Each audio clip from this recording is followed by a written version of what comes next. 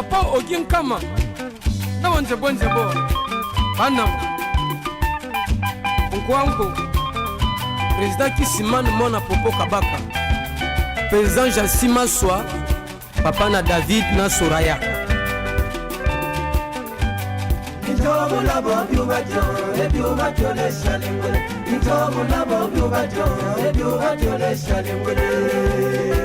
père de Timaswa Estala feeling aleme le malamone mama na Estala feeling aleme le malamone mama mbote na bampangi nyonso meika mwa kulanda emission bwala na betu kamume seka samugeza ndeke bampangi na munu bomeika mwa konso kizole na nkokina na kulanda emission bwala na betu ya bete bulana ki Congo sana kusona bete bampangi atande bete tanga banzo nkanda kasi ndinga ku tuba na ki Congo ke lukumu ya bwala na betu sayo ke mosi ya ba langue nationale na betu mbote na mbuta na mu fidèle mambuya na staff ya bwala na betu na Paris mbote na mbuta na mu gari wele na États-Unis ti bantu nyoso ke lande mission bwala na betu mbote na bampangi yake na mbing comme cc na professeur kakuja ke lande mission bwala na betu bampangi yake na bulungu bana ya bandulo nyoso ke na Angola me pesa be nyonso mbote Brazzaville Kinshasa be me kamuba na kutanga bantu mosi mutamanisa be kasi bambuta na betu mpia bwala mu pesa bolukumu mbuta na bete Théophile Mbemba mbota nange mbuta na bete Olivier Kamitatu mbote nange mbuta na Martin Fayulu mbote nange bubu mugana kiese ya kuyamba mosi ke mbuta na munu mtu alukumu ya Grand Bandundu ya ke député awa na ville ya Kinshasa ya me kudisongo nde atake député na mbanza Kinshasa na bisika ntama vena kati ya Gombe ampa ingeza Gombe kenki na kati ya Kinshasa amebuya ve ake lulendo ve mpila mbota mudu bilema kiashi kutubona plateau na mwa wakana mtumebuya kutuba ki Congo yoke mpasi mingi samo ki Congo kendinga metuba mana babwala nyonso betme yele tiyo mbuta muntu honorable Romeo Mudisi mbote nenge mbote pangi qu'est-ce que amuna oyamba ngene mission bwala na betu mbala ntete ngai wadi adi solo mission bwala na betu penge tala yombi. Merci mingi na question ngame poser munu émission bwala na betu mugela ndayo mingi na internet émission bwala na betu quelle émission yai yoke na kupesa beto samu na kusaba ba valeur culturelle na beto na espace Grand Bandundu. C'est pourquoi yo vanda kiese mingi parce que éducation yai betme baka niveau betme kuma bubu yai c'est grâce ya bwala na beto bet butuka na Kinshasa ba parents kutuba non il faut be vutuka na bwala na beno sabeko baka formation beno kuma na Idiofa na collège Lankwan où peut se mettre formation et à travers formation ina na bwala na beto yo inome sala mono en tant que député provincial ya ville à Kinshasa et rapporteur adjoint à commission PAJ matondo honorable mengeti bala ki Congo kitoko kaza ba mundanga Samuel Lulendo bwa me vila ki Congo bonza lutuba yo ve alors que ngé député ambanza Kinshasa bampangi na ngé mingi na bwala sûrement boda sepela bo ngetu ba ki Congo yo sala ngempe mo kese na utuba landinga ya bwala beto. Merci mingi mpangi ngeza baka na mo tuba ki Congo sana mo mona bonso yoke ba valeur moche samu na mungu Oui. parce que mutu nyonso peu n'importe origine na yandi ifunge zaba langue ya ba parents. C'est pourquoi be rendre compte bo tout bande non identification ya kuzaba ne ba vraie origine ya kuzaba origine ngeme katuka ben me butuka ben me yelawa bo me vutula beto ça na ba formation na boala na beto boala na beto cela veut dire quoi n'est-ce pas ça Grand Bandundu na territoire ya Idiofa à travers kuvanda na boala na beto vina munu mingi Mon pense, mon vanda na ba camarade et pourtant t'as venu comme na idiofa que bon la moche ya nene. Mon vanda vraiment na ba affinité durant ba étude na munu. Mon vanda na ba famille na nene na niveau idiofa, mais mon vanda toujours fréquenté na ba camarade ba ami. À l'époque, on t'a même mané ça va classe na beto bois bien beto génération 150. Et génération 150 c'était parmi la génération Rwanda disciplinée. Bedoua conseil à ba aimé, bedoua conseil ya ba sage. Yo nommé ça la boubou yayi. Mounu yayi, mboshi parce que deux fois boisa mboshi.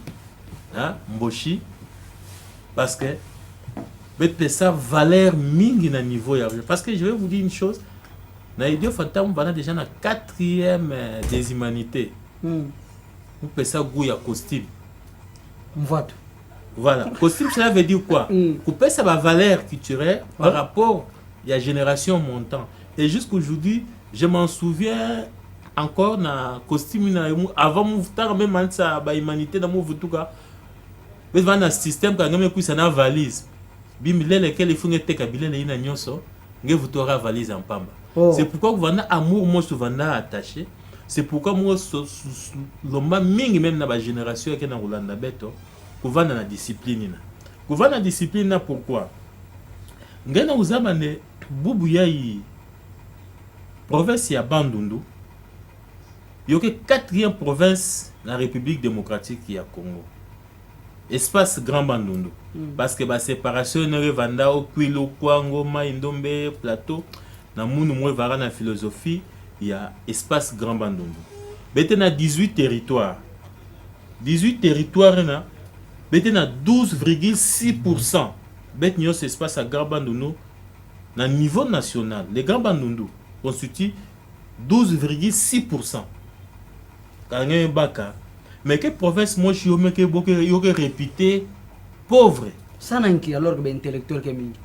Et aujourd'hui, je me poser une question très capitale. Pourquoi province ya Bandundu yoke pauvre?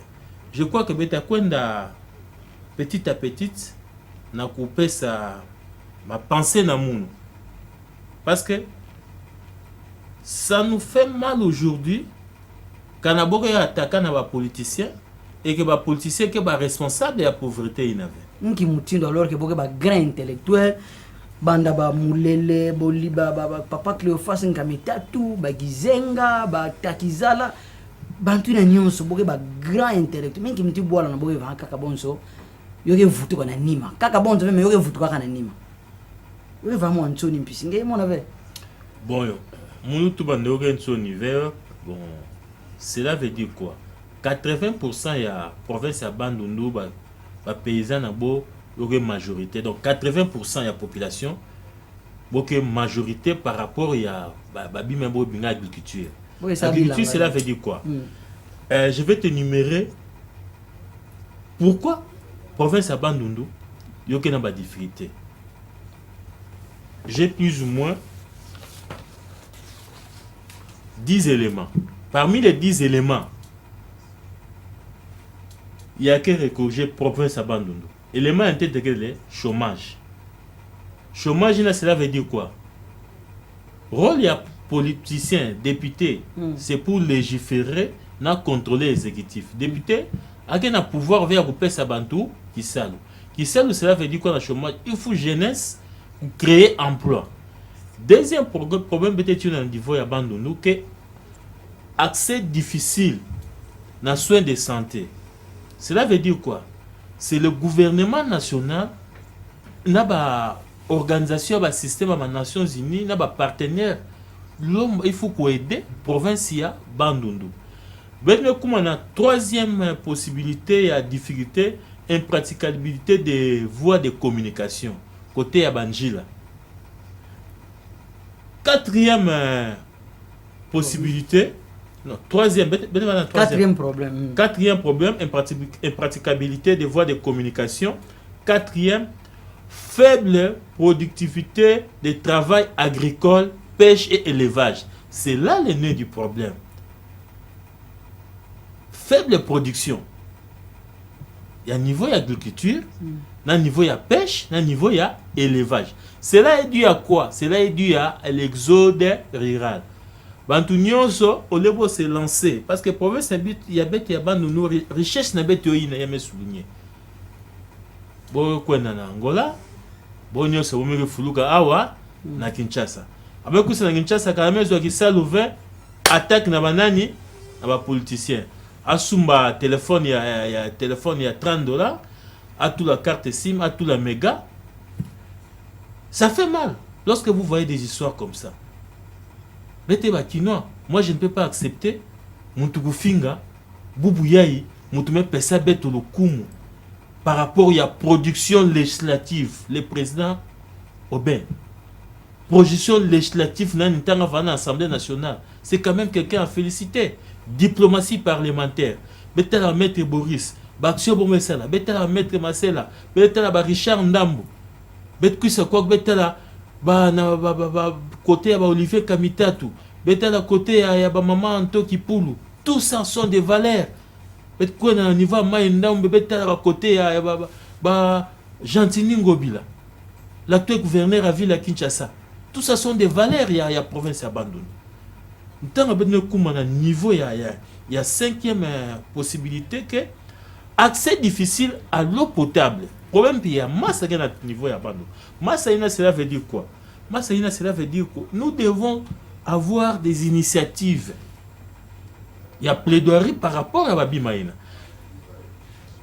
Septième problème, accès difficile à l'électricité, courant.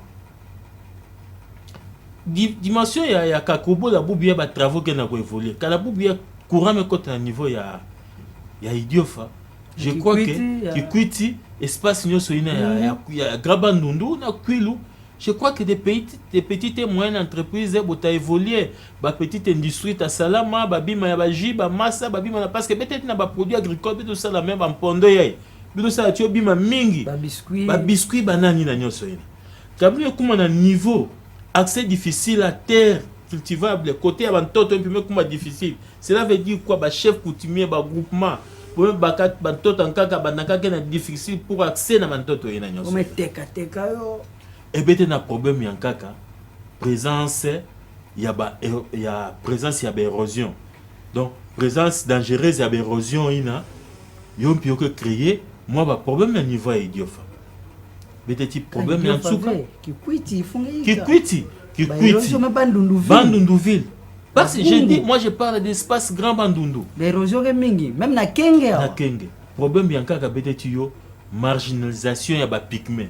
Gemo ba pygmée na ke ba chasseur en Angola. Quand on marginalisé botava na décourager. Na Bandundu peut-être ba pygmée bi. Espace grand Bandundu. Mais maindo me kuna bokelesh. Bete il faut mettre ça ba yo. Parce que bantu na ke bantu na kaiti bo Angola na chasse mbisi ba mbudie, ngeta mbudi. Hein? Na bukanga ba na nyoso ke bantu ça qui ça loge. Vous savez lorsque nous étions à Idiofa, Betvan Idiofa mona ba kanga na njila di ba ya na nyoso na mangai. Achipi mo ke katuka. Mais ba mfinda nyonso kwa mana. Kembele ngeme tuba wa ntoto ke monika di ave. Maintenant, pour arriver à ça, il faut voir des sorties. Voir des sorties, cela veut dire quoi?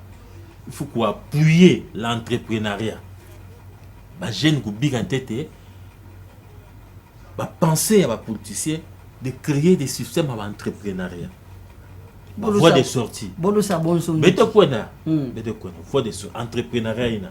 Quand on parle d'entrepreneuriat, il n'avait pas réhabilitation des infrastructures routières, énergétiques, pour réhabiliter. Nani ya bantu alojingi ya ba même pays na bouilli. Mini barrage ina.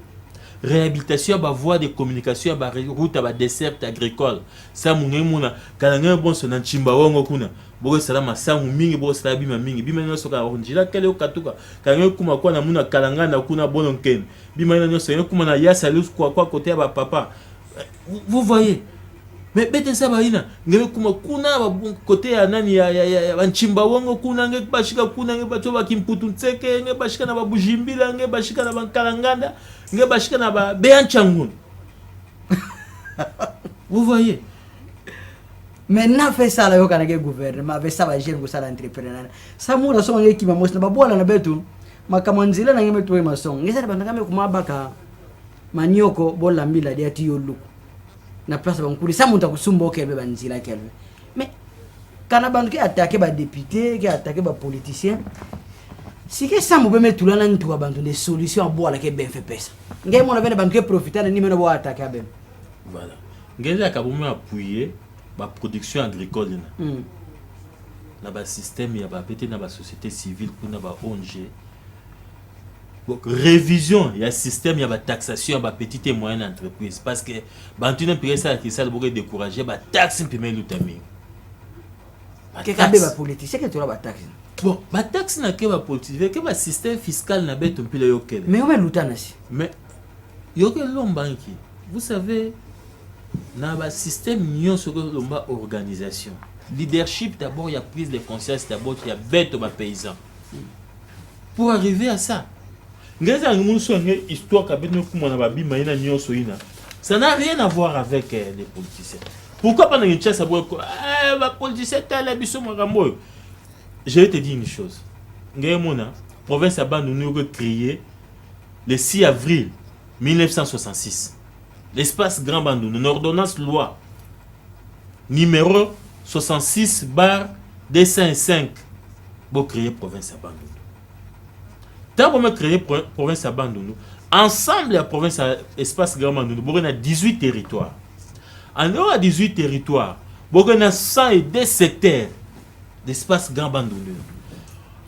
On a 783 groupements. On a 11 042 villages.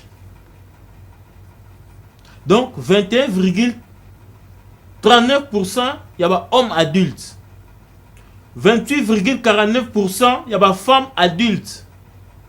31,70% il y a garçons et filles jeunes. La population de moins de 20 ans représente plus la moitié de l'espace Grand Bandundu. Mais l'exode rural est très intense dans la province à cause réelle beaucoup en Angola, beaucoup en Kinshasa, beaucoup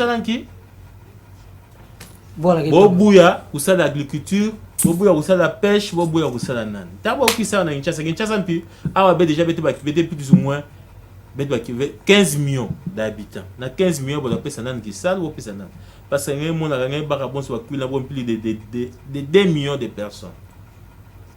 Agriculture est très important. Mais ba coopérative quand ngemona na ba este kuna ba coopérative batanga si ba DPP ko vanda yange batanga ba PLC ko vanda moshi mwangindu kele yange ba coopérative mais nous sommes fois bobo na me fois yo et puis qu'est-ce qu'il faut faire ça dans votre là je crois que émission yi deuxième phase na yo ta vanda ça m'a pesa ba piste de solutions avec pesa ba voie de sortie par rapport à l'agriculture, ba coopérative, ba entrepreneuriat. Ngam mon espace Grand Bandundu ba intellectuel reming. Vous comprenez? De 1959 à 1960, yo vana parti mo Vanda créé na Bandundu bo binga yo pesa. Parti solidaire africain. Que parti quand on met la litina mingi au Vanda, yo me banda mingi l'espace Grand Bandundu. Yo me contaminé ba province en Kaka, ba espace Grand Katanga, bon mais oui, l'intelligence vous en avez honorable. Quand on met la bantu na développement. Quand on met la bon so ba délégué ya ba pesa ina au Vanda. Ba père son nom, ba papa Cléophas Kamitatu, ba papa Kimpio Bivon, ba papa Manessa Raymond, ba papa Manoka Albert, na idio Fabet Vanana, ba papa Kalaki, ba papa Inchimi, ba papa Kalunga, ba papa Mwefu. D'ailleurs, comme on a écouté Vanana, ba papa Manunga. Ngemo na bantina nyoso inake ba valeur. Mais bon, personne qui na province. Bon, ba valeur na bon mais ça la lutte na bon. Parce que lutte ngemo na indépendance na, quand ngeme tala ba PV ya parti na kuvana mingi ba elite ya Kwilu. Bome Sonika ti bedme kuma na 1960 bedme bakali panda. C'est grâce à ba PV, grâce à ba recommandation ya ba ene ina nyoso ba papa ina nyoso na ba grand-père metanga. bon mais ça l'attend d'abord en ce moment là en 1965 Mobutu me ba pouvoir génération pouvoir na Mobutu mais ça là ya bon ba bon so papa Odon Minaku Avanda parmi ba comme ça du peuple Pascal Masela le papa ya professeur Aubin oui Avanda parmi ba comme ça du peuple bon mais ça l'attend d'abord papa Masela papa Charles Dia il est parmi les 13 parlementaires les élites 13 parlementaires IDPS oui les 13 parlementaires on n'en parle pas trop papa Dia vous voyez Ngebe Baka notre papi Bamulele parmi Bantan tête qui s'est révolté en 1979 Boubouke ba Romeo on fait quoi ça boîte na kwena toi maintenant mayele beke tio mingi kuna ti gentil donné beka kukula nero mbungu kukula pidie Mike Mukebai kusa bon boubou na boala na ngeka mutu bande boubou ngemosi je sais que deuxième phase d'abord émission bangela no mingi mais puis abandonne on a pas nous citer mbote voix de sortie mais voix de sortie que vanda organisation ba paysanne ba coopérative la création des centres de formation professionnelle babi moyenne nationale donc ngena nginda kusala dans les jours à venir non nginda kusala inave mretu bande bete na kopesa ba idée oui je vous dis greza bande mais ba idée que vanda kaka soyez pratique je vais te dire une chose hein. Oui vous savez ça fait mal hein ngemo na bete me butuka awa mais bete que na mour ya bwana beto mais vous allez lire quelqu'un na ba réseaux sociaux quelqu'un qui na coupé sa vision mais Moutanka qui n'a pas insulté Yandi. Comme j'ai un numéro là, j'ai vu numéro. Dernier chiffre, donc 9000. Vous voyez quand même des indisciplines. Nous sommes bien éduqués. Hein? Si vous voyez qu'aujourd'hui, nous sommes arrivés, parce que Bédoua Bambouten. Moi, je vais te dire une chose. Moi, je suis arrivé à Idiofa à l'époque pour implanter des PPRD. J'étais encore jeune.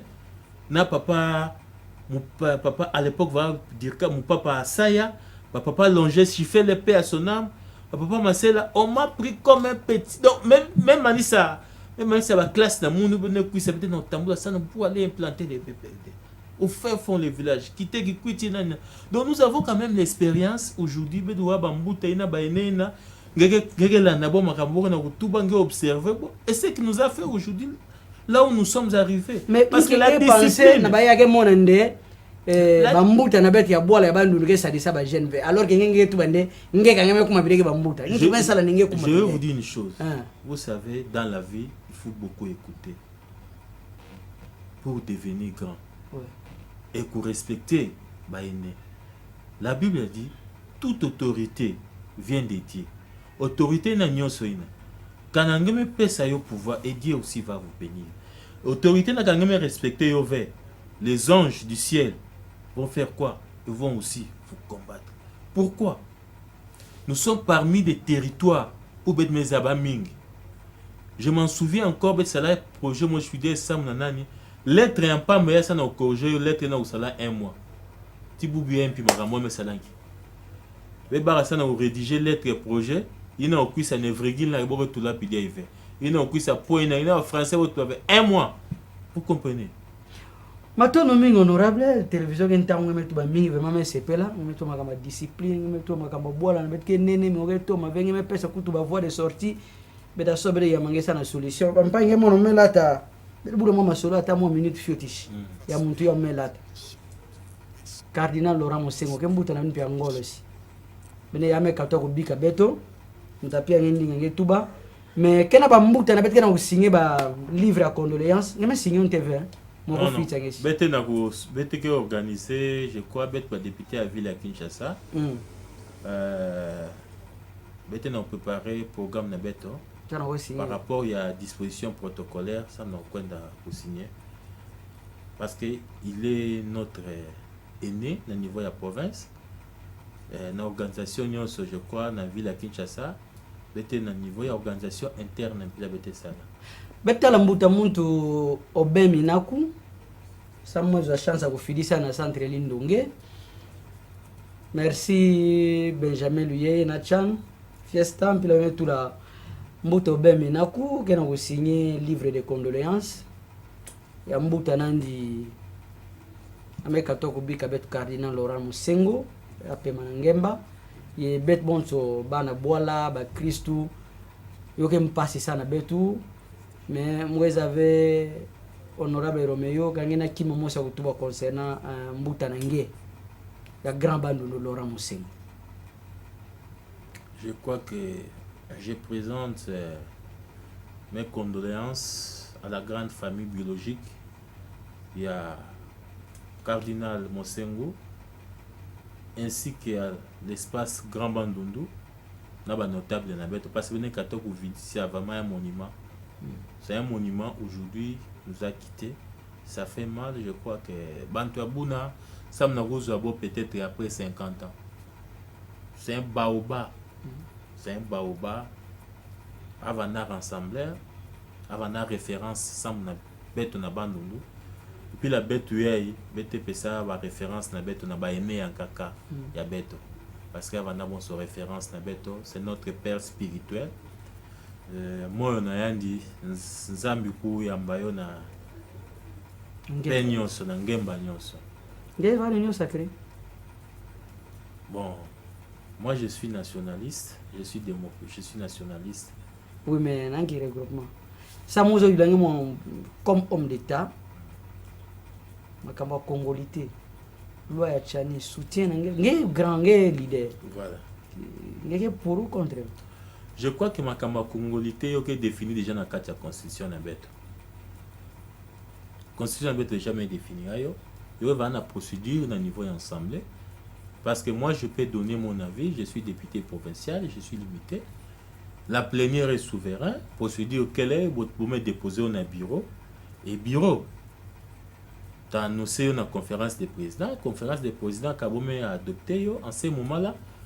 Bon, la plénière, quand on a déclaré recevable, en ce moment-là, bon, la commission PAJ, sans la toilettage, mais étant un homme d'État, je crois, la constitution n'a pas déjà, il me définira déjà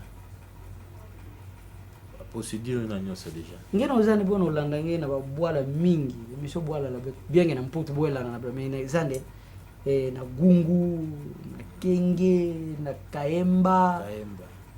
Ba bwala na mwetangile nge na kolokoso aberik mbote na nge mulanda nene miso bwala beto nge bigisa ba bantu mingi na ba bwala na papa vous savez est-ce que luango na ke bien ça ngeme tuba philosophique ma politique ba ba kita fait que tu honorable Romeo que ça la loi ya Tchani ba ke contre ngeme na mungu na ba théorie politique ba mama le peut na bwala ngome ba kita na ki ba honora. Je crois que Kanamoure na Rolanda, les garants du bon fonctionnement des institutions, pour la chef de l'État, lui-même il a dit, est-ce que c'est nécessaire pour le moment? Parce que pour moi, c'est d'abord social la population. Priorité d'amour, on a pensé d'amour, ça c'est m'engage. Oui, oui. Priorité d'abord sociale. Parmi les pistes de solutions, qu'est-ce que nous devons faire sans vous? À manger dans la République démocratique, ça devient comme luxe. Penser dans l'agriculture, na beto kanga banda na bibwati, ngeme kuma na kimputu kinseke, ngeme kuma na mayanda, ngeme kuma na musenga mputu, ngeme kuma na kalanganda, na kipuku, na madimbi, na beyan changun, boge na nzala. Parce que faut ça la production agricole kebi mamu yindula. Mais là c'est juste pour les intérêts des politiciens.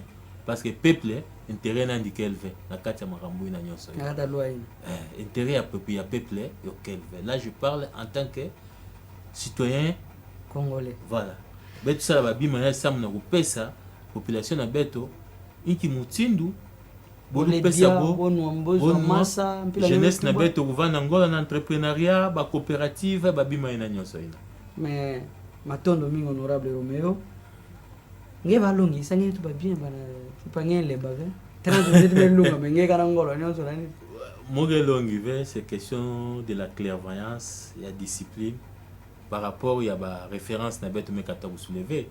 Vous savez si aujourd'hui on nous respecte à Idiofa parce qu'il y avait des gens qui ont donné cette impulsion ina boza bande déjà on est émotion de bete vanda boubia chef d'état qui va boucler na bet na niveau espace gabande nous avons notre frère Dav Amebala aimé ya mfumo ya bola Fanny mais ngeza ne boy une idée na bogara Idiofa ota Idiofa Mais vous pouvez avoir ça respect. Vous savez, je vais te dire une chose, j'ai été surpris dans mon âme.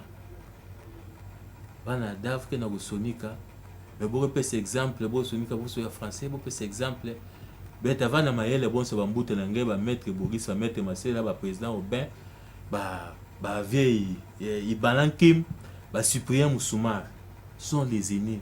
Boubouye, sans bête qu'on a en toi, ça demande l'unité, la prise de conscience. Division ina, ça nous amène absolument à rien. Ndinga nga ntuko mission mesukonora. Ndinga na beto ya ndinga na muni ya nsuka, nous devons être réunis.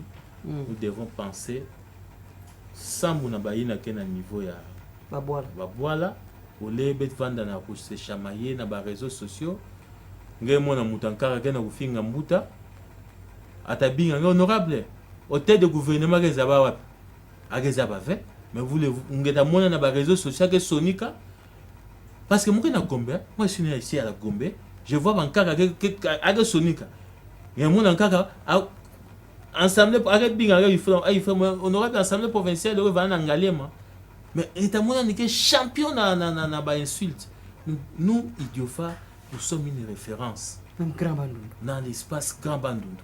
Nous devons avoir de bonnes manières de savoir vivre, de savoir se comporter. C'est ça des valeurs.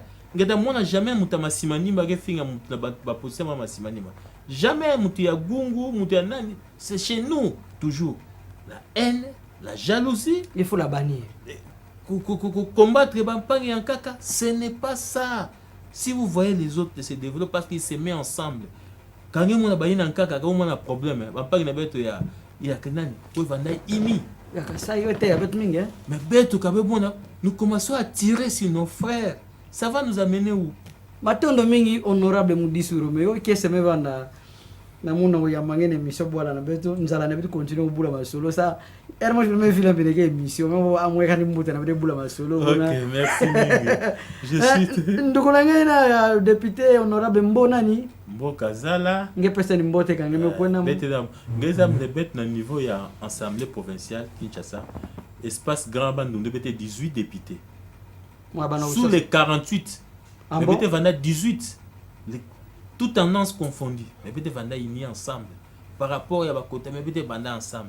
Comme on a mouna ya Kajos, ya que lui a IDPS, non peut-être que na moi amour mochi par rapport à solidarité, parce que division ça va nous amener absolument à rien. L'union fait la force. Émission monsieur Komara. Merci beaucoup. Mampangi bel kuta tibena gizola ke kuisa me vile ve kupesa mbuta na mudede mupasa mbote mingi.